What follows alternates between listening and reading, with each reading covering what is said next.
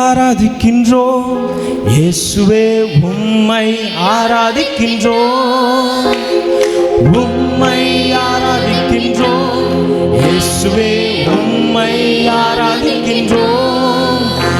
நீ நல்லவர், சர்வ வல்லவர், உம்மை போல் வேறு தேவனில்லை.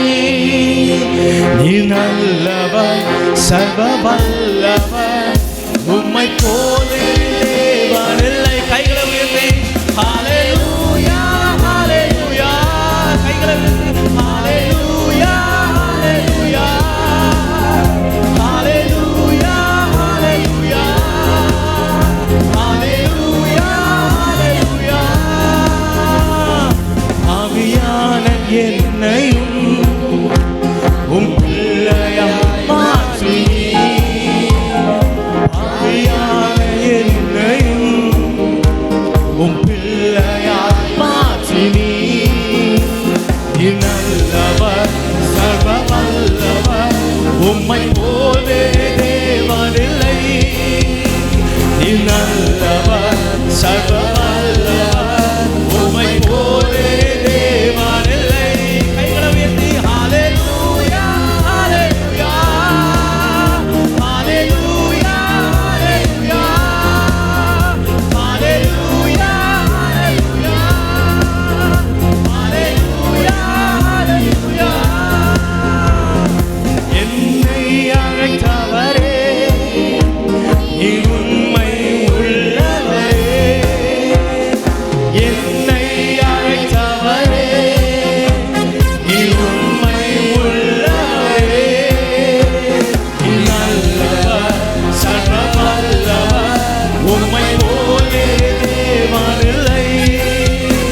நீ நல்லவர், சர்வ வல்லவர், உம்மை போலே தேவனில்லை. கைகளை உயர்த்தி ஹல்லேலூயா ஹல்லேலூயா ஹல்லேலூயா ஹல்லேலூயா ஹல்லேலூயா ஹல்லேலூயா ஹல்லேலூயா. தன் பரிசுத்த ஆவியா என்னையும் நிறைத்தீரே, உந்தன் பரிசுத்த ஆவியா என்னையும் நிறைத்தீரே. நீ நல்லவர், சர்வ வல்லவர், உம்மை போலே தேவனில்லை. நீ நல்லவர், சர்வ வல்லவர், உம்மை போலே தேவனில்லை. ஹல்லேலூயா ஹல்லேலூயா ஹல்லேலூயா ஹல்லேலூயா ஹல்லேலூயா ஹல்லேலூயா ஹல்லேலூயா ஹல்லேலூயா. என்னை மறுரூபமாக்கிடும்,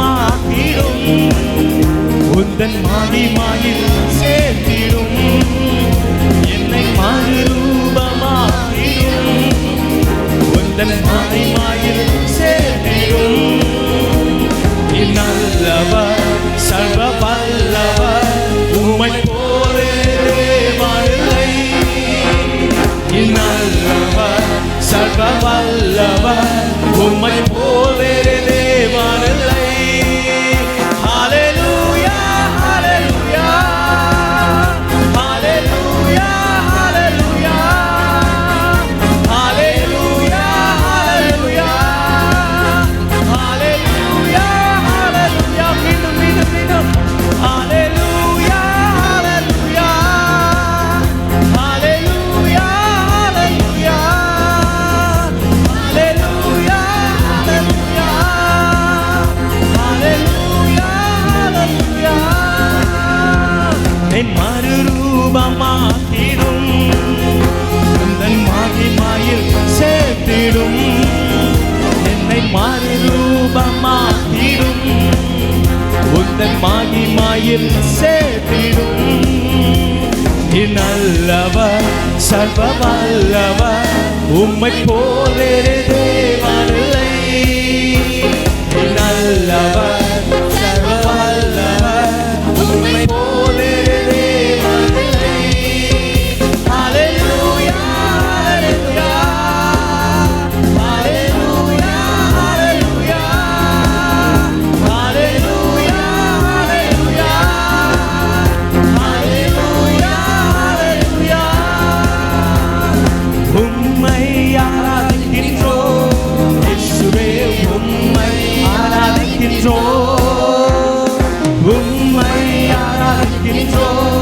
இயேசுவே உம்மை ஆராதிக்கின்றோம். நீ நல்லவர், சர்வ வல்லவர், உம்மை போலே தேவனில்லை. நீ நல்லவர், சர்வ வல்லவர், உம்மை போலே தேவனில்லை. ஹல்லேலூயா, ஹல்லேலூயா, ஹல்லேலூயா, ஹல்லேலூயா, ஹல்லேலூயா, ஹல்லேலூயா, ஹல்லேலூயா. ஹல்லேலூயா, துதி உமக்கே. ஹல்லேலூயா, துதி உமக்கே. ஹல்லேலூயா, துதி உமக்கே. ஹல்லேலூயா, துதி உமக்கே. ஹல்லேலூயா, துதி உமக்கே. ஹல்லேலூயா, துதி உமக்கே. ஹல்லேலூயா, துதி உமக்கே. ஹல்லேலூயா, துதி உமக்கே. ஹல்லேலூயா, சேர்ந்து பாடி மகிமைப்படுத்தும் எல்லாரும்.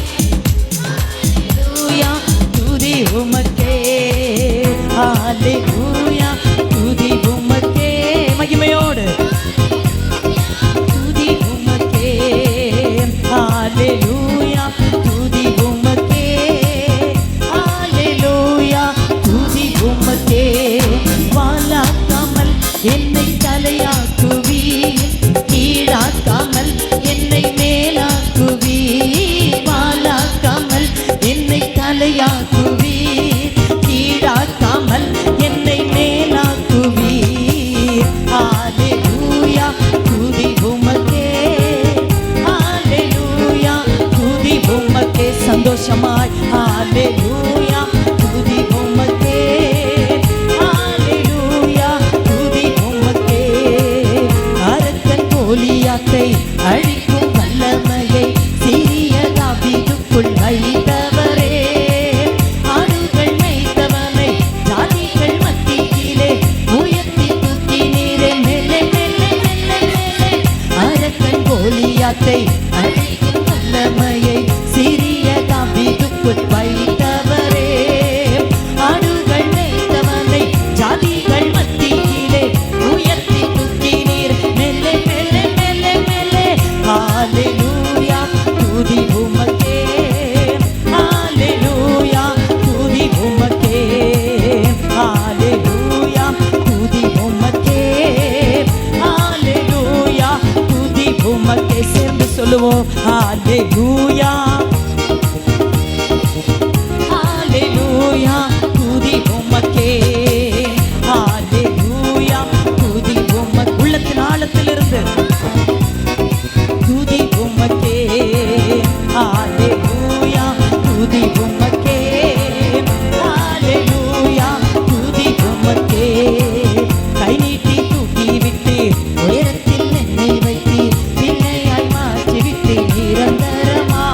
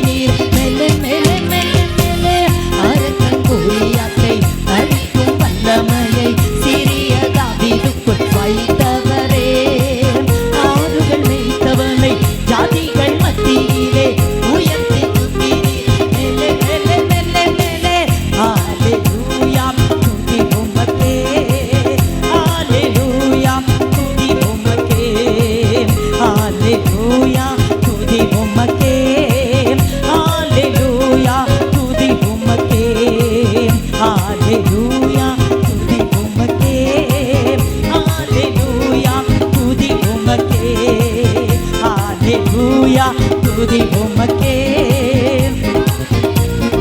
துதி உமக்கே. அக்கினிமயமானவரே, ஆட்கொண்டு நடத்திடுவீ, உன்னத தேவனும் நீரே, ராஜாதிராஜனும் நீ. எல்லாம் கை தட்டுவோமா?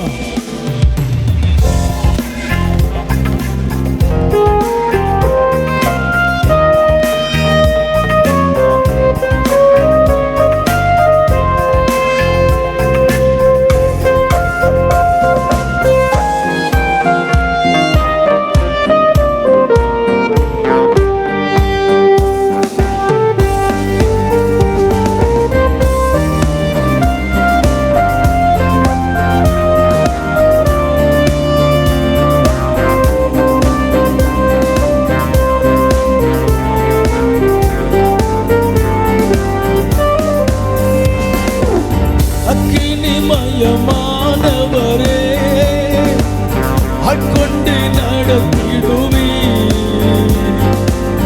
உன்னத தேவனும் நீரே, ராஜாதிராஜனும் நீர்.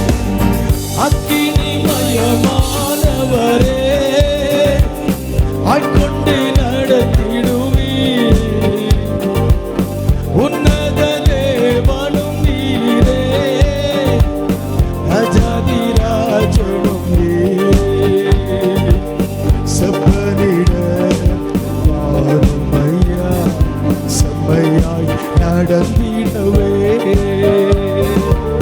செப்பனிட வாருமையா, செம்மையாய் நடந்திடவே.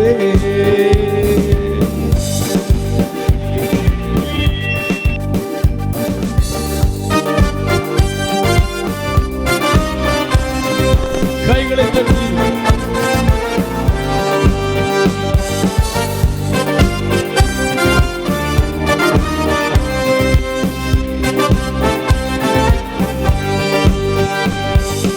அபிஷேகியும் தேவா,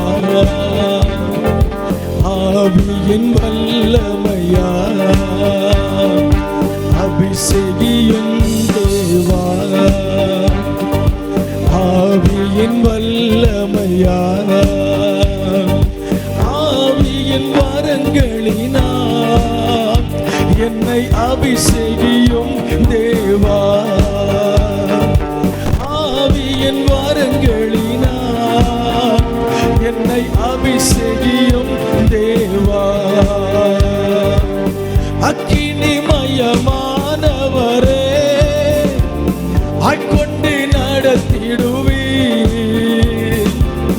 உன்னத தேவனும் நீரே, ராஜாதிராஜனும் நீர். கைகளை தட்டி பரலோக அக்கினியே, பலிபீட அக்கினியே, பரிசுத்தமாகிட என்னை அபிஷேகியும்.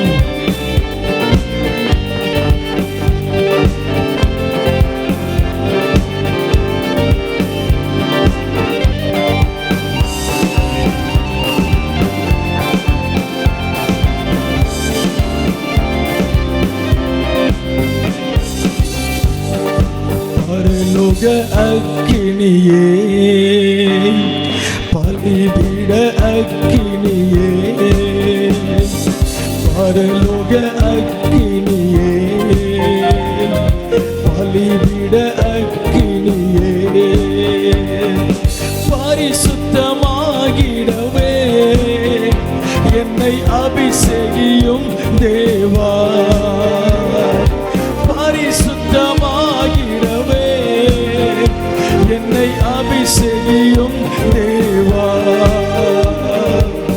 அக்கினிமயமானவரே, ஆட்கொண்டு நடத்திடுவீ, உன்னத தேவனும் நீரே, ராஜாதிராஜனும் நீர். பிரியமானவரே ஆட்கொண்டு நடத்திடுவீர். உன்னத தேவனும் நீரே, ராஜாதி ராஜனும் நீர். ஆமென். ஹல்லேலூயா. சத்தமா சொல்லுங்க, ஹல்லேலூயா. கர்த்தர் நல்லவர். இந்த நாளில் கூட பரலோகத்திலே தேவன் விரும்புகிற ஒரு காரியத்தை உங்களோடு சொல்லும்படி என்னோடு கர்த்தர் பேசினார். நாம் ஜெபிக்கிற ஒரு ஜெபம் உண்டு. பரலோகத்திலே உங்க சித்தம் செய்யப்படுவது போல இந்த பூலோகத்திலும் உம்முடைய சித்தம் செய்யப்படுவதாக என்று சொல்லுகிற ஜெபத்தை நாம் ஒவ்வொருத்தரும் சொல்லுகிறோம், ஏறெடுக்கிறோம். ஆண்டவர் இயேசு கிறிஸ்து தன்னுடைய சீஷர்கள் போய் கேட்கிறாங்க, ஜெபிக்க கற்றுக் கொடுங்கன்னு சொல்லும் பொழுதுதான் இந்த ஜெபத்தை ஆண்டவர் இயேசு கிறிஸ்து கற்றுக் கொடுத்தார். அந்த ஜெபத்தில் தான் இந்த வார்த்தை வருகிறது, பரலோகத்திலே என்ன செய்யப்படுகிறதோ, பரலோகத்திலே தேவன் எதை விரும்புகிறாரோ அதுதான் பூலோகத்திலே நடக்க வேண்டும் என்று சொல்லி ஜெபியுங்கள் என்று சொல்லிக் கொடுத்தார். என் அன்பு கர்த்தருடைய பிள்ளைகளே, ஆண்டவரை தேடுவது நல்லது, ஆண்டவரை ஆராதிப்பது நல்லது. நான் தேவனை ஆவியோடு ஆராதிக்கிறேன், உண்மையோடு ஆராதிக்கிறேன் என்று சொல்லுவது நல்லது. இது எல்லாவற்றை விட நல்லது என்ன தெரியுமா? பரலோகம் எதை விரும்புகிறது என்று அறிந்து அதை ஒரு மனிதன் செய்யும் பொழுதுதான் நல்லது என்று சொல்ல முடியும். ஆமென் சொல்லுங்க பார்க்கலாம், சத்தமா சொல்லணும். அல்லேலூயா. பரலோகத்திலே ஆண்டவர் விரும்புகிற ஒரு முக்கியமான ஒரு காரியத்தை உங்களுக்கு சொல்லும்படி ஆண்டவர் சொன்னபடினாலே அந்த வார்த்தையை நான் வேகமாய் உங்களுக்காய் சொல்லி நான் ஜெபிக்க போகிறேன். சரி, ஆண்டவருடைய விருப்பம் என்ன? வாசிக்கலாமா? கலாத்தியர் 4ஆம் அதிகாரம் 19ஆம் வசனத்தை ஒருவர் வாசிக்க கேட்கலாம். கலாத்தியர் 4ஆம் அதிகாரம் 19வது வசனம். என் சிறு பிள்ளைகளே, கிறிஸ்து உங்களிடத்தில் உருவாகும் அளவும் உங்களுக்காக மறுபடியும் கர்ப்ப வேதனை படுகிறேன். ஆமென் சொல்லுங்க, சத்தமா சொல்லணும். வேத புஸ்தகத்திலே அநேக சுவிசேஷகர்கள், அநேக அப்போஸ்தலர்கள், தீர்க்கதரிசிகள் ஆண்டவருடைய வார்த்தையை சொல்லுகிறார்கள். வேத புஸ்தகத்திலே எழுதப்பட்டிருக்கிற வார்த்தைகள் ஒவ்வொன்றும் சுயமாய் எழுதப்பட்டவைகள் அல்ல, மன விருப்பத்தின்படி சொல்லப்பட்டவைகள் அல்ல. ஆண்டவருடைய இருதயத்திலே என்ன பாரம் இருந்ததோ அந்த பாரத்தை, அந்த வேதனையை தீர்க்கதரிசிகளுக்கு வெளிப்படுத்தினார். ஆண்டவர் தன் உள்ளத்தில் இருக்கிற பாரத்தை ஆண்டவர் அப்போஸ்தலருக்கு வெளிப்படுத்தினார். ஆண்டவர் தன் உள்ளத்தில் இருக்கிற பாரத்தை ஜெபிக்கிறவர்களுக்கு வெளிப்படுத்தி, இதை தான் நான் விரும்புகிறேன் என்று சொல்லுவதை வேதம் முழுவதும் வாசிக்க முடியும். அப்போஸ்தலனாகிய பவுலிடத்திலே ஆண்டவர் சொல்லும் பொழுது இப்படி சொல்கிறார், பவுலே, கலாத்திய சபையில் இருக்கிற விசுவாசிகளுக்கு நீ ஒன்றை சொல்ல வேண்டும். என்ன சொல்ல வேண்டும் ஆண்டவரே என்று அவர் கேட்கும் பொழுது, அந்த பிள்ளைகளுக்கு சொல்லு, கிறிஸ்து உங்களுக்குள் உருவாக வேண்டும் என்று சொல்லு. ஆமென் சொல்லுங்க. கல்வாரி சிலுவையிலே உங்களுக்காய் எனக்காக மரித்த ஆண்டவராக இயேசு கிறிஸ்து ஒவ்வொரு விசுவாசிகளுக்குள் உருவாக வேண்டும் என்று சொல்ல. ஏமான் சொல்லணும், சத்தமா சொல்லணும். இந்த கலாத்திய சபையை அடிக்கடி வாசிப்பது உண்டு. கலாத்திய சபை குறித்து வெளியில நிறைய சபைகளிலே இதை குறித்து நான் பேசி இருக்கிறேன். ஆனால் இந்த கலாத்திய சபை குறித்து படிக்கும் பொழுது ஆண்டவர் எவ்வளவு வேதனைப்படுகிறார். ஒரு சபையின் மேன்மையையும் ஒரு சபையின் வீழ்ச்சியையும், ஒரு விசுவாசி எப்படி இருந்திருக்கிறார்கள், இன்றைய நிலை என்ன என்பதை குறித்தும் அநேக காரியங்கள் அங்கே சொல்லப்படுகிறது. கலாத்திய சபை ஒரு நாள் ஆண்டவருக்காக நின்ற சபை. கலாத்திய சபை ஒரு நாள் தேவனுடைய வார்த்தைக்காக வைராக்கியம் கொண்ட சபை. கலாத்திய சபை தேவனுடைய வார்த்தைக்கு கீழ்ப்படிந்த சபை. கலாத்திய சபை தேவனுடைய வார்த்தைக்கு மாறாய் எதையும் ஏற்றுக்கொள்ளாது. வேத புஸ்தகத்தில் இருக்கிறது எதுவோ அதை மாத்திரம் ஏற்றுக்கொண்டு வாழ்ந்த ஒரு சபை கலாத்திய சபை. கலாத்திய சபை விசுவாசிகள் ஆண்டவரை நேசித்தார்கள். கலாத்திய சபை விசுவாசிகள் ஊழியர்களை நேசித்தார்கள். கலாத்திய சபை விசுவாசிகள் தேவ சித்தத்தை செய்தார்கள். 1ஆம் அதிகாரம் 2ஆம் அதிகாரத்திலே ஆண்டவருக்குள் அவர்கள் இருப்பதை குறித்தும் ஆண்டவர் சந்தோஷப்படுவதை குறித்தும் பார்க்க முடியும். 3ஆம் அதிகாரத்திலே வரும் பொழுது பவுல் வந்து சொல்லுகிறார், புத்தி இல்லாம போனீங்களே கலாத்தியரே. எல்லாருக்குள்ளே ஜெபம் இருக்கிறது, எல்லாம் வசனத்தை வாசிக்கிறார்கள், எல்லாரும் திருவிருந்து எடுக்கிறார்கள், ஞானஸ்நானம் எடுத்துட்டாங்க. ஆனா ஒண்ணு மாத்திரம் இல்லப்பா, கிறிஸ்து மாத்திரம் உள்ள இல்ல. கிறிஸ்து இல்லாத ஒரு ஆவிக்குரிய வாழ்க்கை அவர்களுக்குள் இருந்தபடினால்தான் வேர் கொள்ளவில்லை. வசனம் சொல்கிறது, நான் அவர்களுக்குள்ள உருவாகணும்னு சொல்றார்.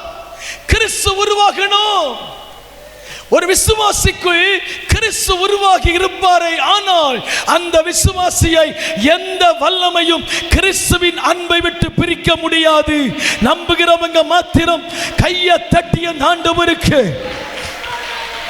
கிறிஸ்து ஒரு விசுவாசிக்குள் உருவாக்கப்படுவாரேயானால், கிறிஸ்து ஒரு விசுவாசிக்குள் உருவாகி இருப்பாரானால், எந்த ஒரு சூழ்நிலையும் கிறிஸ்துவின் அன்பை விட்டு பிரிக்கவே முடியாது.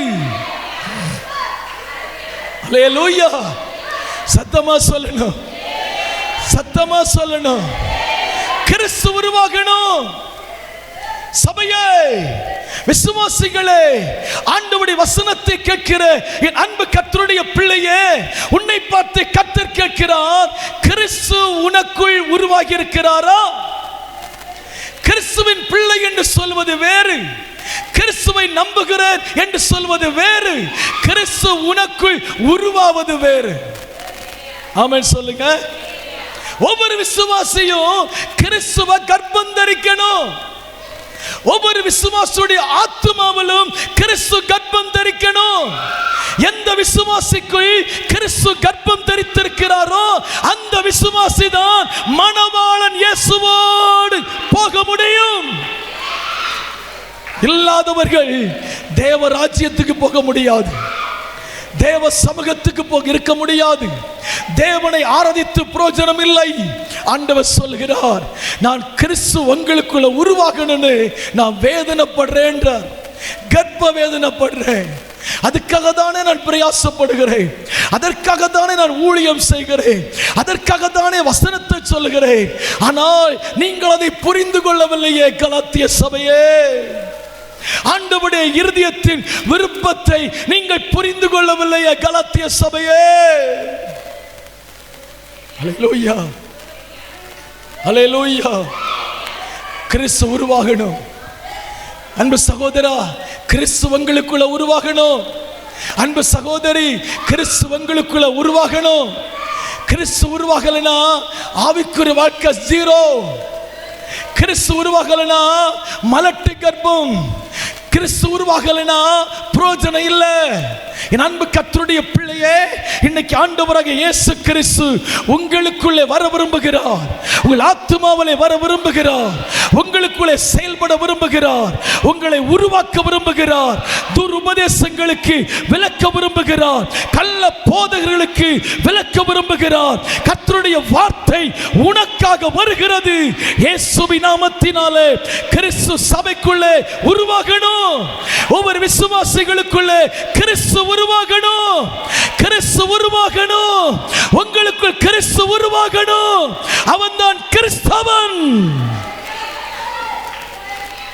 யாருக்குள்ள கிறிஸ்து உருவாகி இருக்கிறாரோ அவனுக்கு பேர் தான் கிறிஸ்தவன். ஆமென் சொல்லுங்க, சத்தமா சொல்லுங்க. கலாத்தியர் 4ஆம் அதிகாரம் 16ஆம் வசனத்தில் அவர் சொல்லுகிறார், கிறிஸ்து உருவாவதற்காக தான் நான் வார்த்தைகளை பிரசங்கித்தேன். கிறிஸ்து உங்களுக்குள் உருவாவதற்காக தான் இத்தனை பாடுகளை அனுபவித்தேன். கிறிஸ்துவங்களுக்குள் உருவாவதற்காகத்தான் இத்தனை வேதனைகள், நிந்தைகளை அனுபவித்தேன். ஆனால் வசனம் சொல்லுகிற அந்த 16 வசனம் இப்படி சொல்லுகிறது, நான் சத்தியத்தை உங்களுக்கு நான் சொன்னதினால் உங்களுக்கு முன்பாய் சத்துருவானேனோ. சத்தியத்தை நான் சொன்னதினால் உங்களுக்கு முன்னால் சத்துருவானேனோ. அன்றைக்கு என் வார்த்தைக்கு செவி கொடுத்திய கலாத்திய சபையே, அன்றைக்கு என் வார்த்தைக்கு நீ பயந்து நடுங்கினாயே, இன்றைக்கு பாவத்தை குறித்தும் நீதியை குறித்தும் கண்டித்து உணர்த்தும்படி ஆண்டவர் சொல்லும் பொழுது, வார்த்தை உன்னை பாதிக்கும் பொழுது, வார்த்தை உன்னை குத்தும் போது நீ என்ன சொல்லுகிறாய்? பவுல் எனக்கு தேவையில்லை, பவுலையும் எனக்கு தெரியும், அப்பல்லோவை எனக்கு தெரியும், கிறிஸ்துவையும் எனக்கு தெரியும், எனக்கு வசனம் தேவையில்லை, எனக்கு சத்தியம் தேவையில்லை, எனக்கு கண்டிப்பு தேவையில்லை, நான் மனம் போல வாழுவேன் என்று வாழ்ந்து கொண்டிருக்கிறாயே கலாத்திய சபையே. ஒரு நாள் வசனத்தை ஏற்றுக்கொண்ட உங்களால் ஏன் எனக்கு ஏற்றுக்கொள்ள முடியவில்லை? ஒரு நாள் வசனத்துக்கு நடுங்கின உங்களால் ஏன் இன்றைக்கு வசனத்துக்கு நடுங்க முடியவில்லை? ஒரு நாள் வசனத்துக்கு பயந்த உங்களால் ஏன் இன்றைக்கு பயப்பட முடியவில்லை? காரணம் என்ன தெரியுமா? ஆவியிலே தொடங்கின ஆவிக்குரிய வாழ்க்கை மாமிசத்திலே போய் கொண்டிருக்கிறது. கிறிஸ்து உங்களுக்குள்ள உருவாகலையே. 10 வருஷ விசுவாசியே, 15 வருஷ விசுவாசியே, கிறிஸ்துவனை இன்னும் கர்ப்பம் தரிக்கலையே, கிறிஸ்துவனுக்குள்ள இல்லையே. கிறிஸ்துவின் பெயர் இருக்கிறது, கிறிஸ்துவன் ஆத்துமாவில் கர்ப்பம் தரிக்கலையே. கிறிஸ்துவங்களுக்குள்ளே உருவாகலையே. கிறிஸ்துவங்களுக்குள் உருவாகி இருந்தால் கிறிஸ்துவின் சுபாவம் வெளிப்படுமே. கிறிஸ்துவங்களுக்குள் உருவாகி இருந்தால் ஜெபிப்பீர்களே. கிறிஸ்துவங்களுக்குள் உருவாகி இருந்தால் சாட்சியாய் வாழ்வீர்களே. அன்றைக்கு வசனம் உனக்கு தேவைப்பட்டது. இன்றைக்கு என் வசனத்தை நான் சபைக்கு சொல்லும் பொழுது நீ குறை சொல்லுகிறாய். ஊழியக்காரனையே நீ குற்றப்படுத்துகிறாய், ஊழியக்காரனையே நியாயம் தீர்க்கிறாய்.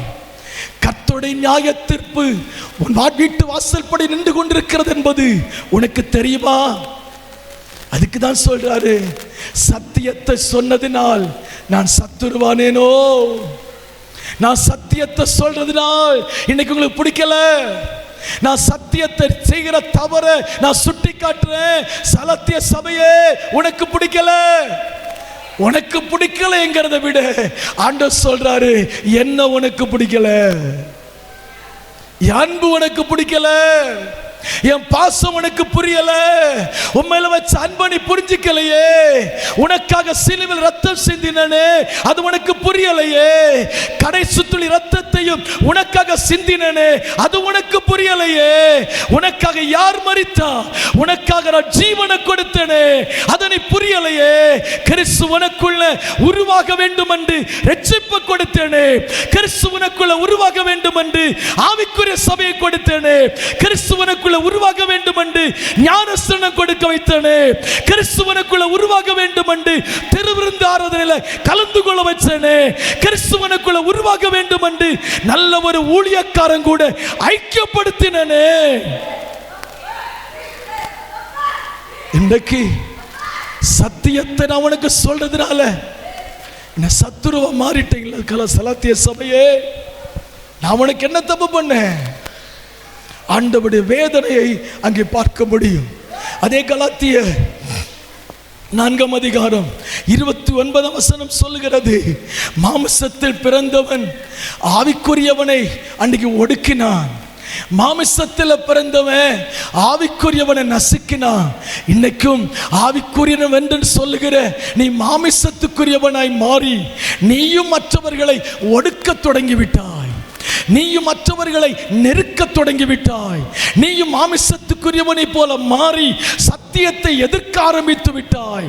அன்றைக்கு மாமிசத்துக்குரியவன் ஆவிக்குரியவனை ஒடுக்கினது போல நீயும் ஒடுக்கிக் கொண்டிருக்கிறாயோ? ஒரே சபைக்குள்ளே உட்கார்ந்திருக்கிறீர்கள், ஒரே இடத்தில் வந்து ஆராதிக்கிறீர்கள், ஆனால் ஒருவர் முகத்தை ஒருவர் பார்க்க முடியவில்லை.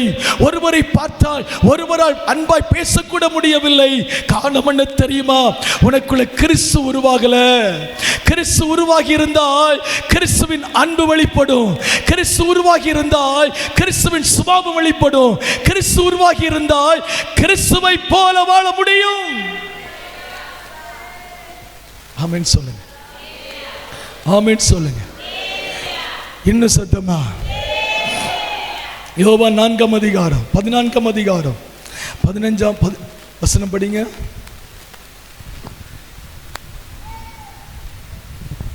யோவான் 4:15 படிங்க. யோவான் 4:15. இப்ப ஆண்டவர் சொல்றாரு, நீங்கள் என்னிடத்தில் அன்பாய் இருந்தால் நான் சொல்றதை கேளுங்க. ஹலோ, ஆண்டவர் ஒவ்வொருத்தருக்கு கையை பிடிச்சு சொல்றார், நீ எங்கிட்ட அன்பாய் இருந்தா, உண்மையாகவே நீ என்னை நேசிக்கிறேன்னு சொன்னா நான் சொல்றதை கேளு. ஆண்டவர் உங்களை பார்த்து சொல்லுகிறார், இங்க வந்திருக்கிற ஒவ்வொருத்தரை பார்த்து சொல்லுகிறார், நீ என்கிட்ட அன்பாயிருப்பது உண்மை என்று சொன்னால் இன்றைக்கு நான் சொல்வதை நீ கேளு. ஆமென் சொல்லுங்க. எத்தனை ஆண்டோட அன்பா இருக்குங்க? ஆமென் சொல்லணுமே, ஆமென் சொல்லணுமே. ஒரு திருமணம் ஆகி 1 மாதம் 2 மாதம் போக போக எல்லா மக்களும் அந்த குடும்பத்தினர்களை பார்த்து கேட்கிற ஒரு முதல் வார்த்தை, விசேஷமா உண்டா? பிள்ளைக்கு விசேஷம் உண்டா என்று கேட்பாங்க. திருமணமாகி 1 மாசம் தான் இருக்கும், முடிஞ்சவனே கேட்பாங்க விசேஷம் உண்டா? ஏன்னா விசேஷம் உண்டுன்னு சொன்னாதான் அது ஒரு ஆசீர்வாதம். சிலவங்களுக்கு அது அந்த நாட்கள் பிந்தி போகும் பொழுது கொஞ்ச நாள் ஒரு வருஷம் 1.5 வருஷம் 2 வருஷம் அப்படி அமைதியாக இருப்பாங்க. அதுக்கப்புறம் மருத்துவமனைக்கு போவாங்க.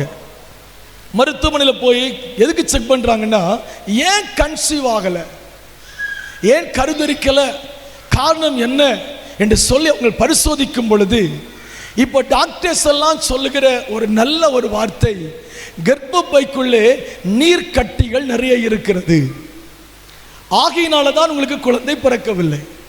ஆமென் சொல்லுங்க, சொல்லுங்க. இது எல்லாம் மருத்துவரும் சொல்லுகிற ஒரு வார்த்தை. கண்டுபிடித்து விடுவார்கள். உடனே என்ன செய்கிறார்கள், அதற்காக மெடிசன் கொடுப்பாங்க. ஒரு 2 மாதம் 3 மாதம் மெடிசன் சாப்பிடுங்க, அதோடு அது சரியாகி போயிடும், கட்டாயமாக உங்களுக்கு நன்மை நடக்கும்னு சொல்லுவாங்க. நாம் என்ன செய்கிறோம், அந்த மெடிசனை சாப்பிட்டு எப்படியாவது அந்த காரியத்தில் ஒரு விடுதலை வேண்டும் என்று எதிர்பார்க்கிறோம். அதே போல தான் வருஷங்கள் ஆகிவிட்டது. 10 வருஷ விசுவாசிக்கு இன்னும் கன்சீவ் ஆகல, 15 வருஷ விசுவாசிக்கும் கன்சீவ் ஆகல, 20 வருஷ விசுவாசிக்கும் கன்சீவ் ஆகல. பெரிய குழப்பம் ஆண்டவருக்கு என்னன்னா, நான் மனவாளனாக இருக்கிறேன், நான் ஆத்தும நேசராக இருக்கிறேன், என் பிள்ளைகளுக்குள்ள கிறிஸ்து உருவாவதற்கு ஏதுவான ஒரு காரியமும் நடக்கல அப்படின்னு சொல்லி அவர் ஸ்கேன் பண்ணி எல்லாத்தையும் பார்த்துட்டார். எல்லாரும் ஸ்கேன் பண்ணி ஆத்துமாவை செக் பண்ணி பார்த்தார். உலகப்புறமா குழந்தை பிறக்கிறதுக்கு யூட்ரஸ் அவசியம், ஆனால் கிறிஸ்து உருவாவதற்கு ஆத்துமா அவசியம். ஆமென் சொல்லுங்க. அந்த ஆத்துமாவை செக் பண்ணி பார்க்கும் பொழுது ஏன் கிறிஸ்து இந்த விசுவாசிக்குள்ள உருவாகல? கைத்தட்டி அந்நிய பாஷை பேசுற விசுவாசிக்குள்ள ஏன் கிறிஸ்து உருவாகல? கிறிஸ்து உருவாகாம இருக்க காரணம் என்னன்னு சொல்லி ஒரு ஸ்கேன் ரிப்போர்ட் வந்திருக்கிறது. ஏன் உருவாகல? கிறிஸ்து விசுவாசிகளுக்குள்ள உருவானா அந்த விசுவாசி கிறிஸ்துவ போல இருப்பாங்க. கிறிஸ்து ஒரு விசுவாசிக்குள் உருவானால் அவங்க பேச்சு நடக்க எல்லாம் கிறிஸ்துவ போலவே இருக்கும். அப்போ ஏன் வரல, ஏன் இந்த சம்பவம் நடக்கல, கிறிஸ்து உருவாகலன்னு சொல்லி ஸ்கேன் பண்ணி பார்க்கும்போது அங்கே ஒரு காரியம் கண்டுபிடிக்கப்பட்டது. அங்கே சில தேவையில்லாத கட்டிகள் இருக்கிறது ஆத்துமாவுக்குள்ள. அதை கிளியர் பண்ணாதான் கிறிஸ்து உருவாக முடியும். ஆமென் சொல்லுங்க. கிறிஸ்து உருவாவதற்கு, உங்கள் ஆத்துமாவிலே கிறிஸ்து உற்பத்தி ஆவதற்கு, உங்கள் ஆத்துமாவுக்குள்ளே கிறிஸ்து வாழ்வதற்கு, உங்கள் ஆத்துமாவுக்குள்ளே ஜீவனுள்ள தேவன் இருப்பதற்கு என்ன தடை தெரியுமா? வாசிக்கலாம். கலாத்தியர் 5ஆம் அதிகாரத்துக்கு வேதத்தை திருப்புங்கள். கலாத்தியர் 5ஆம் அதிகாரம் 18, 19, 20 வசனங்களை வாசிப்போம். வசனத்தை நல்லா கவனிக்கணும். ஆவியினால் நடத்தப்படுவீர்களானால்,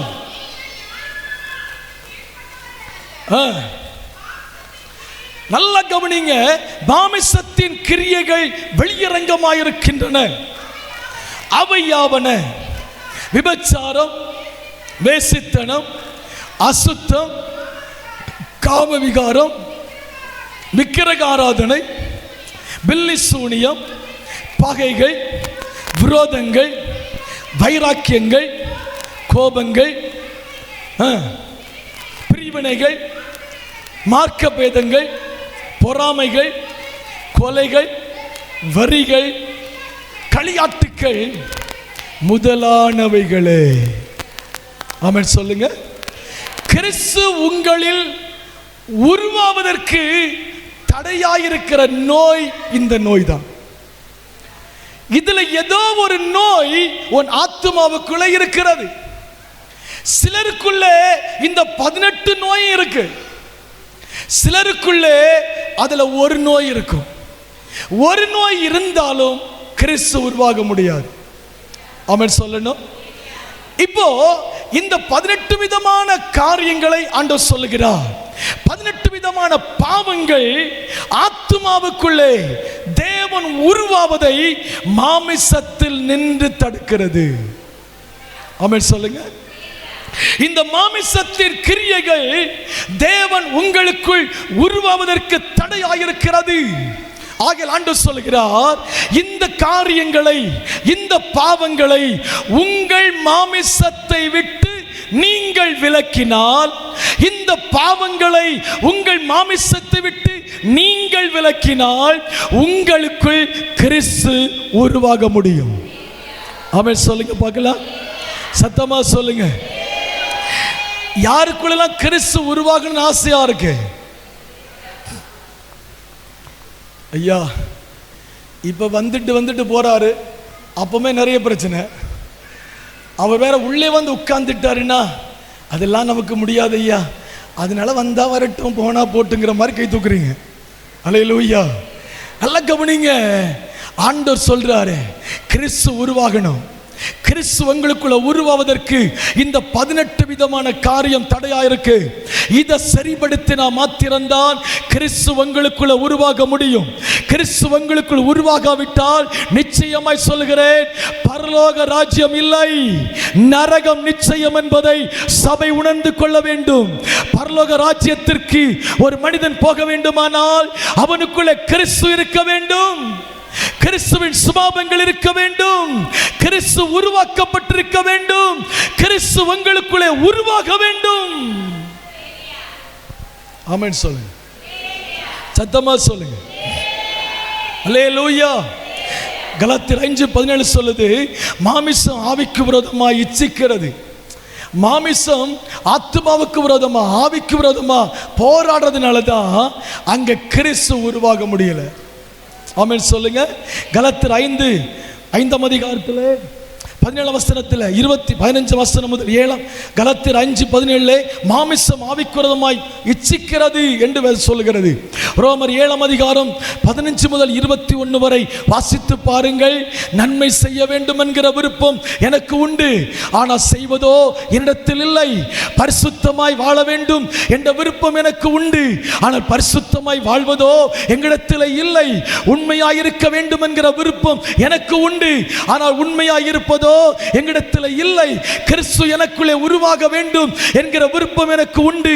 ஆனால் கிறிஸ்து எனக்குள் உருவாவதற்கு இன்றைக்கு நானே தடையாக இருக்கிறேன். காரணம், என் மாமிசத்திலே போர் செய்கிற இன்னொரு பாவத்தை காண்கிறேன். என் மாமிசத்திலே போர் செய்கிற இன்னொரு காரியத்தை நான் காண்கிறேன். நிர்பந்தமான மனுஷன் நான். மரண சரத்திலிருந்து யார் என்னை விடுதலையாக்க முடியும்?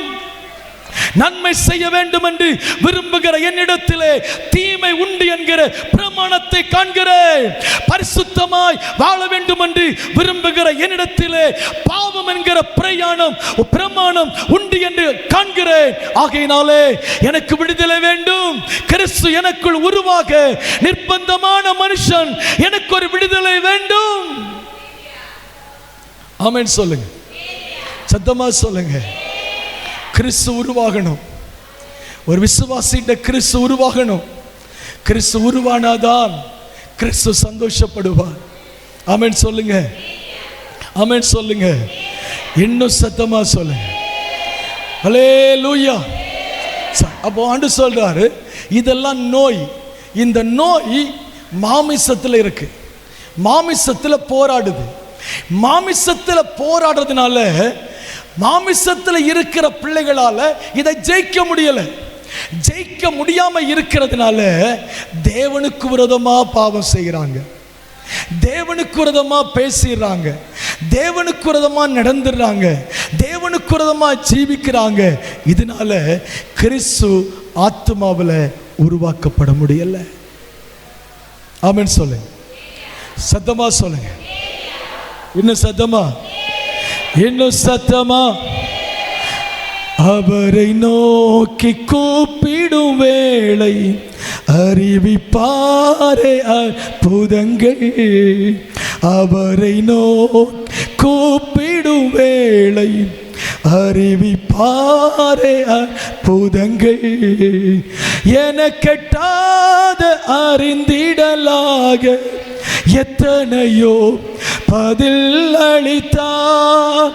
என கெட்டாத அறிந்திடலாக எத்தனையோ பதில் அளித்தார். தேவ கிருபை என்றும் பெருக தேவனை ஸ்தோத்தரிப்போம். பாவ இருள் அகல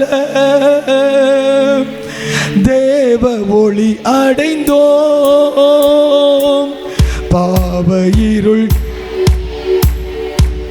தேவ ஒளி அடைந்தோம்.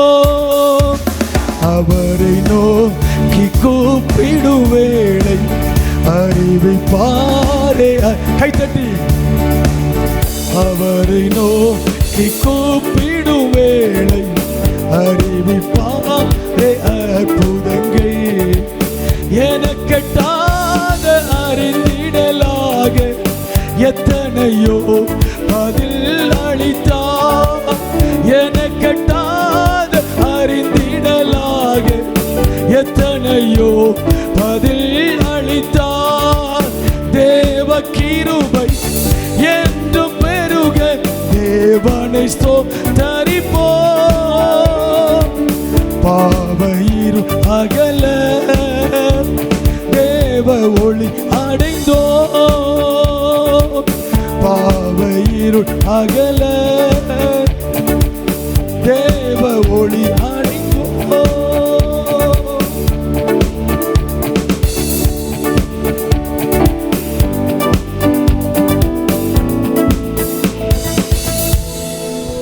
அல்லேலூயா, அல்லேலூயா. கிறிஸ்து நமக்குள்ள உருவாது காணையான் என்ன சொல்லுங்க? மாமிசத்தின் கிரியைகள். சத்தமா சொல்லுங்க. நான் சொல்றது அப்படியே சொல்ல. கிறிஸ்து எனக்குள்ள உருவாகாம இருக்க காரணம் யாரும் கிடையாது, நானே தான். எனக்குள்ள இருக்கிற மாமிசத்தின் கிரியை கிறிஸ்துவை எனக்குள் உருவாக விடவில்லை. இன்றைக்கு இந்த மாமிசத்தின் கிரியைகளை என்னை விட்டு விலக்கி கிறிஸ்து எனக்குள் உருவாக என்னை ஒப்புக் கொடுக்கிறேன். ஆமென் சொல்லணும் சத்தமா. அப்போ ஏன் கிறிஸ்து உருவாகல, அதுக்கு தடை என்னங்கிறத கண்டுபிடிச்சிட்டோம். ஒரு நோயை கண்டுபிடிச்சா அதுக்கு என்ன கொடுப்பாங்க? சத்தமா சொல்லுங்க. சும்மா போனோன்னே நோயை கண்டுபிடிச்சிட்டேன், வீட்டுக்கு போங்க, சோறு சாப்பிடுங்க, படுத்து உறங்கன்னு சொல்லுவாங்களா? ஒன்றும் இல்லாமல் இருந்தாலும் மருந்து கொடுப்பாங்க. ஆமென் சொல்லுங்க. உடனே நோயை கண்டுபிடிச்ச உடனே மெடிசன் கொடுப்பாங்க. சொல்லுவாங்க, இந்த மெடிசனை மாத்திரம் தவறாம என்ன செய்யணும்? சாப்பிடுங்க, நோய் என்ன செய்திடும்? குறைஞ்சிரும் சொல்லுவாங்க. அதே போல ஏன் கிறிஸ்து உருவாகல? ஒரு விசுவாசிக்குள்ள கிறிஸ்து உருவாகாம இருக்க காரணம் மாமிச கிரியை என்பதை கண்டுபிடித்த ஆண்டவர் அதுக்கு மருந்தையும் வச்சிருக்கிறார்.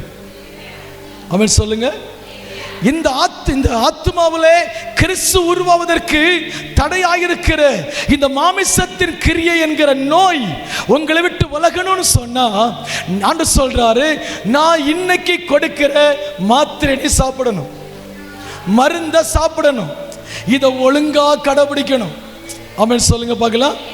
அப்ப கிறிஸ்து உருவாக்கப்பட தடையாயிருக்கிற தடைகளை மாற்றுவதற்கு கர்த்தர் கொடுக்கிற மெடிசன் என்ன அப்படி சொல்லி பார்த்தீங்கன்னா, அதே கலாத்தியர் 5ஆம் அதிகாரத்துக்கு திருப்புங்கள்.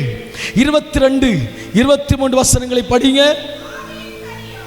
ஆவியின் கனியோ அன்பு, சந்தோஷம், சமாதானம், நீடிய பொறுமை, தயவு, நற்குணம், விசுவாசம், சாந்தம், இச்சை அடக்கம், இப்படிப்பட்டவைகளுக்கு விரோதமான பிரமாணம் ஒன்றுமில்லை. அடுத்த வசனம், கிறிஸ்துவுடையவர்கள் தங்கள் மாமிசத்தையும் அதன் ஆசை இச்சைகளையும் சிலுவையில் அறைந்திருக்கிறார்களே.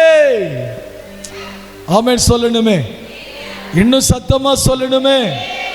கிறிஸ்து யாருக்குள்ளெல்லாம் உருவாகணும் அப்படி விரும்புறீங்களோ, கிறிஸ்து யாருக்குள்ள உருவாக தடை இருக்கிறது என்று நீங்கள் உணர்கிறீர்களோ, அந்த தடைகளை கர்த்தர் மாற்றி நம்மை பரிசுத்தப்படுத்தி கிறிஸ்து நமக்குள் உருவாவதற்கு ஆண்டவர் சொல்லுகிற காரியம் என்ன? ஆவியின் கனிகளை எடுத்துக்கொள். இது ஒரு நாள் எடுத்துக்க வேண்டியது அல்ல, தினமும் காலை மாலை இரவு என்று ஒவ்வொரு நேரமும் இந்த ஆவியின் கனிகளை உனக்குள் எடுத்துக்கொள். கிறிஸ்துவின் சுபாவமாகிய ஆவியின் கனியை நீங்கள் உங்களுக்குள் எடுத்துக்கொள்ளும் பொழுது கிறிஸ்து உருவாவதற்கு தடையாயிருக்கிற எல்லா பாவத்தின் கிரியைகளும் சிலுவையிலே அடிக்கப்பட்டு நீங்கள் பாவத்தை மேற்கொள்ளும்படி, பாவத்தை ஜெயிக்கும்படி கர்த்தர் நமக்கு உதவி செய்வார். நம்புறவங்க மாத்திரம் ஒரு ஆமென் சொல்லணுமே, சத்தமா சொல்லணும், இன்னும் சத்தமா அல்லேலூயா. இந்த ஆவியின் கனி உங்களுக்குள் வர வர பாவம் விலகி போயிடும். ஆவியின் கனி உங்களுக்குள் உருவாக உருவாக கோபங்கள் மாறும். ஆவியின் கனி உங்களுக்குள் வர வர சண்டைகள் மாறும்.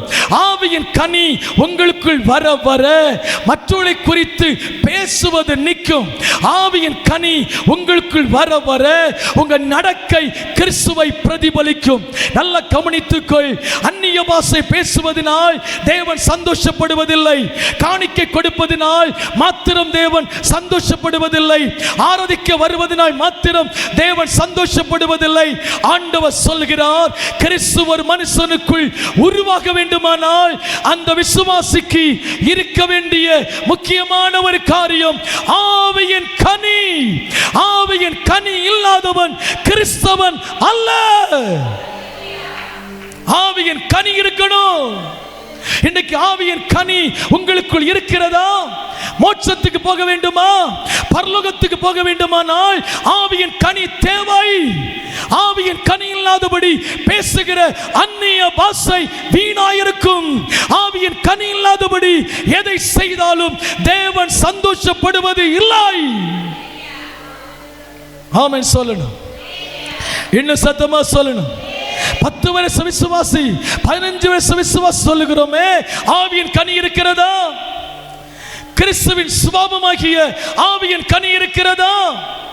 ஞானஸ்நானம் பெற்ற கர்த்தருடைய பிள்ளையே, ஆவியின் கனி இருக்கிறதா? யோசித்துப்பா. ஆண்டவர் சொல்லுகிறார், கிறிஸ்து உருவாகணும்னா மாமிச கிரியை அழியணும். மாமிச கிரியை அழியணும்னா ஆவியின் கனி உருவாகணும். ஆவியின் கனியை எந்த விசுவாசி விரும்புகிறார்களோ அவர்கள் பரிசுத்தமாய் வாழ முடியும். நம்புறவங்க மாத்திரம் தலைக்கு மேல கரங்களை உயர்த்தி தட்டி பரிசுத்தமாய் வாழ்வதற்கு தேவை ஆவியின் கனி. உண்மையாய் வாழ்வதற்கு தேவை ஆவியின் கனி. ஆராதிக்க தேவை ஆவியின் கனி. விடுதலைக்கு தேவை ஆவியின் கனி. ஆண்டவர் ஆசீர்வதிக்க தேவை ஆவியின் கனி. ஆவியின் கனி இல்லாதவன் கிறிஸ்தவன் அல்ல. ஆவியின் கனி இல்லாதவன் கிறிஸ்தவன் அல்ல. ஆமென் சொல்லணும். இன்னும் சத்தமா சொல்லுங்க. 1 கொரிந்தியர் 13 அதிகாரம், 1 கொரிந்தியர் 13 1 முதல் 10 வரை வாசித்து பாருங்கள். அங்கே கனிகளின் காரியத்தை ஆண்டவர் பேசுகிறார். அன்புக்கு பொறாமை இல்லை, அன்பு தன்னை புகழாது, இருமப்பாயிராது என்று சொல்லி ஒவ்வொரு காரியங்களையும் அங்கே அவர் பேசுவதை நாம் பார்க்க முடியும். ஆமென் சொல்லுங்க. இன்னும் சத்தமா சொல்லுங்க. இன்னும் சத்தமா சொல்லுங்க. ஆவியின் கனி யாருக்குள்ள இருக்கு?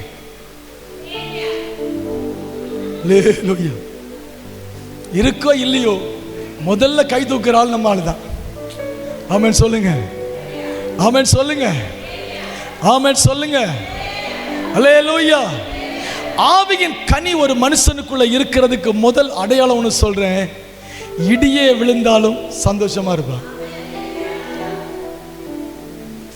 இப்ப கை தூக்குனவங்களும் யோசிக்கிறாங்க, நம்ம இடி விழும்பு நம்ம இடி கூட எல்லாம் போறோம். என்ன பிரச்சனை வந்தாலும் நிப்பாங்க, என்ன நெருக்க வந்தாலும் நிப்பாங்க, என்ன அவமானம் வந்தாலும் நிப்பாங்க, என்ன பழிசொல் வந்தாலும் நிப்பாங்க. அவங்களுக்குள்ளதான் ஆவியின் கனி இருக்கிறது. ஆமென் சொல்லுங்க.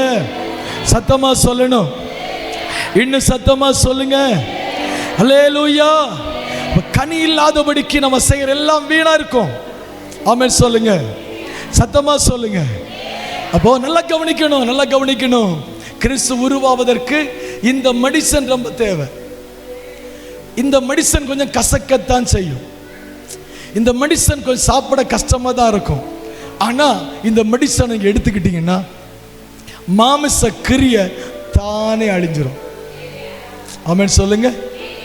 எரிச்சல், சண்டை ஒன்றும் வராது, யார் மேலே கசப்பு வராது, யார் மேலே வெறுப்பு வராது, யாரை குறிச்சும் பேசுறதுக்கு வராது. ஆமென் சொல்லுங்க. சத்தமா சொல்லுங்க. ஆமென் சொல்லுங்க. இதெல்லாம் பார்த்த பவுல் அதனால தான் சொன்னாரு, ஸ்திரீகள் ஆலயத்தில் பேசக்கூடாதுன்னார். பொம்பளைங்க என்ன இங்க பேசக்கூடாது? நீங்கள் ஆண்கள் எனக்கு தெரியாம போச்சு. வசனம் சொல்லுது, பெண்களை குறித்து சொல்லப்பட்டிருக்கு, நான் சொல்லல. ஆமென் சொல்லுங்க பார்க்கலாம். சத்தமா சொல்லுங்க. 1 கொரிந்தியர் 14 அதிகாரம் 33 34 சீக்கிரம் படிங்க. 1 கொரிந்தியர் 14 சீக்கிரம். நல்லா கவனிக்கணும். தேவன் கலகத்துக்கு தேவனாயிராமல், நம்முடைய தேவன் யார் சொல்லுங்க? சகோதரர்கள் ஒருமித்து வாழ்கிற இடத்துல யார் இருக்கிறார்?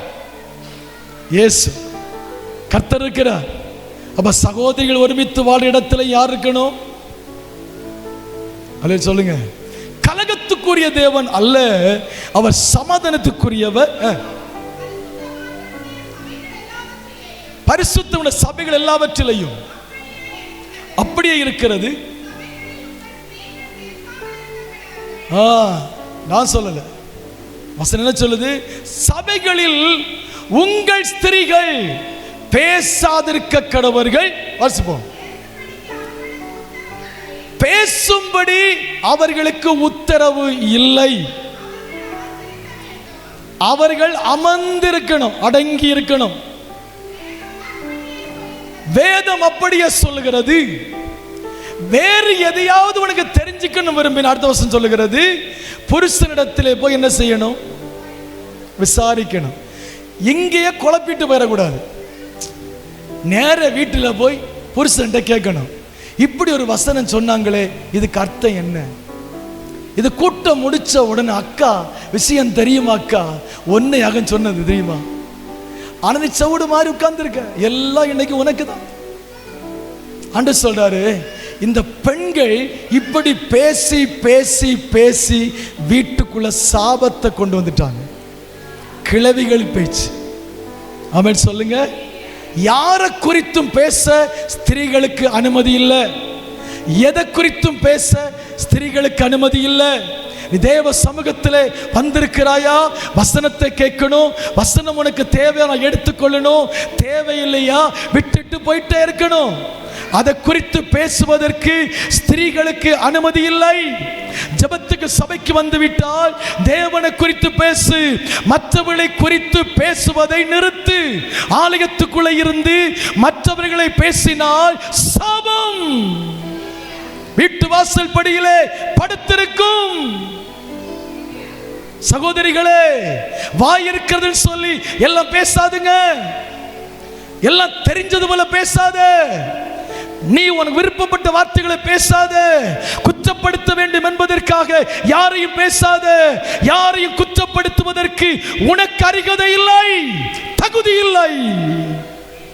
குற்றவாளியாய் தீர்க்கிற நீயே குற்றவாளி ஆகாதபடி எச்சரிக்கையாயிரு. உன் கண்ணில் இருக்கிற உத்திரத்தை முதல்ல எடு. அடுத்தவன் கண்ணை பார்த்து பேசிட்டு இருக்கிற நிறுத்து என்று கர்த்தர் சொல்லுகிறார்.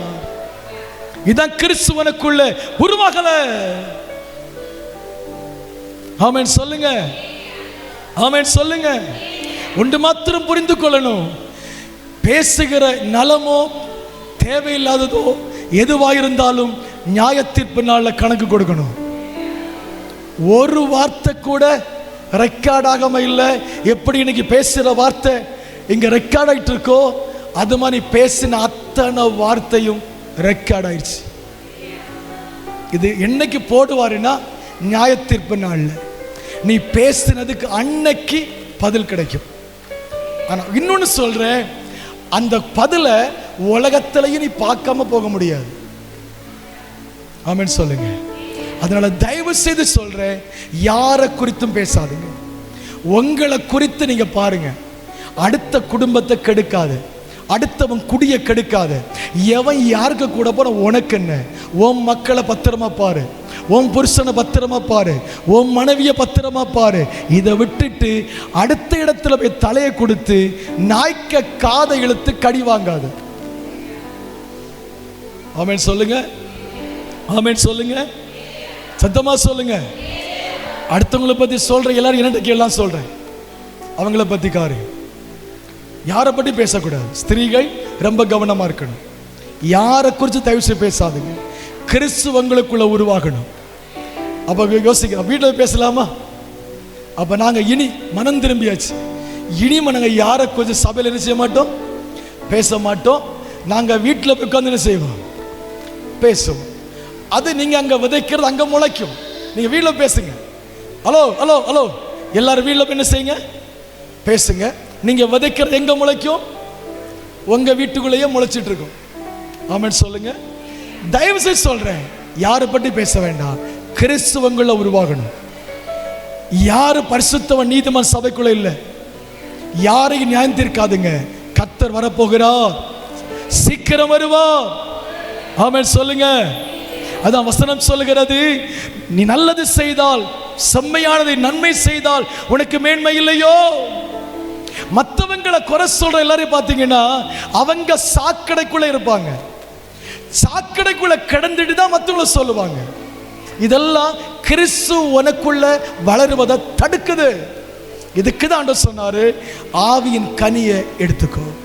கடைசி ஒரு வாசம் முடிச்சிடலாமா? கிறிஸ்து உருவானால் நடக்கிற காரியம் என்ன? யோவான் 14:14 வாசிப்போம். என் நாமத்தினால் எதை கேட்டாலும் அதை உங்களுக்கு தருவேன். யோவான் 14:13 பிதா மகிமைப்படும்படிக்கு நீங்க என் நாமத்தில் எதை கேட்டாலும் பிதா மகிமைப்படும்படி அதை தருவேன்.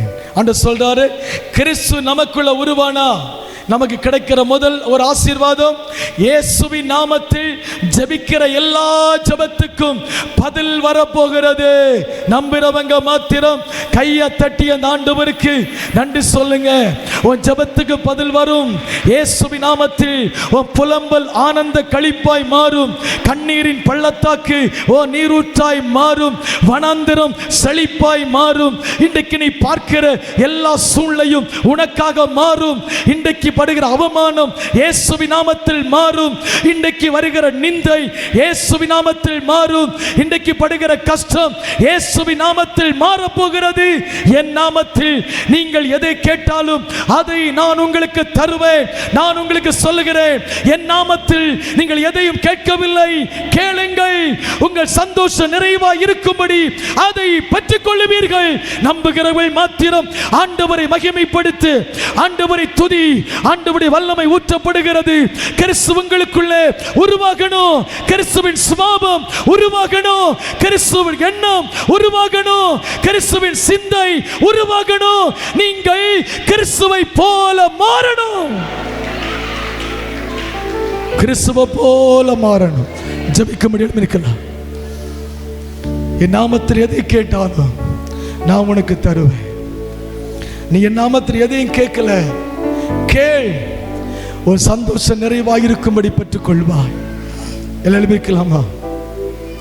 எல்லாரும் இருக்கலாம். எல்லா கண்களை மூடி, எல்லா கண்களை மூடி தயவு செய்து ஒரு 2 நிமிஷம் கண்களை மூடி எல்லாரும் ஜெபிக்க போறோம். எல்லாரும் ஜெபிக்க போறோம். உங்க வலது கரத்தை உயர்த்துங்க.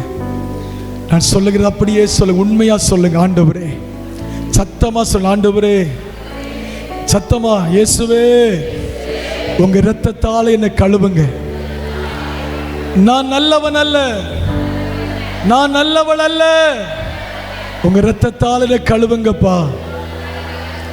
எனக்குள் போர் செய்கிற, எனக்குள் கிரியை செய்கிற மாமிசத்தின் கிரியைகள், மாமிசத்தின் எண்ணங்கள், மாமிச சுபாவங்கள் இயேசுவின் நாமத்தில், இயேசுவின் நாமத்தில் என்னை விட்டு விலகி போவதாக. இயேசுவின் நாமத்தில் மாமிசத்தின் கிரியைகளை நான் வெறுக்கிறேன். இயேசுவின் நாமத்தில் பாவத்தை நான் வெறுக்கிறேன். பரிசுத்தத்தை நான் வாஞ்சிக்கிறேன். நான் வாஞ்சிக்கிறேன். கிறிஸ்து எனக்குள், கிறிஸ்து எனக்குள் உருவாக முடியாமல் இருக்கிற தடையை, மாமிச கிரியையை அப்பா என்னை விட்டு இன்றைக்கு மாற்றி போடுவீராக. இயேசுவின் நாமத்தில் இரத்தத்தால கழுவும். என்னால ஜெயிக்க முடியல, என்னால ஜெயிக்க முடியல. ஜெயிக்க கிருபை தாங்க. பரிசுத்தமா வாழ முடியல, பரிசுத்தமா வாழ கிருபை தாங்க. ஆவியின் கனிகளை தாங்க. ஆவியின் கனிகளை எனக்கு தாங்க. ஆவியின் கனிகளை நான் எடுத்துக்கொள்ள விரும்புகிறேன். ஆவியின் கனியை நான் விரும்புகிறேன். இயேசுவின் நாமத்தில் ஆவியின் கனி எனக்குள் வருவதாக.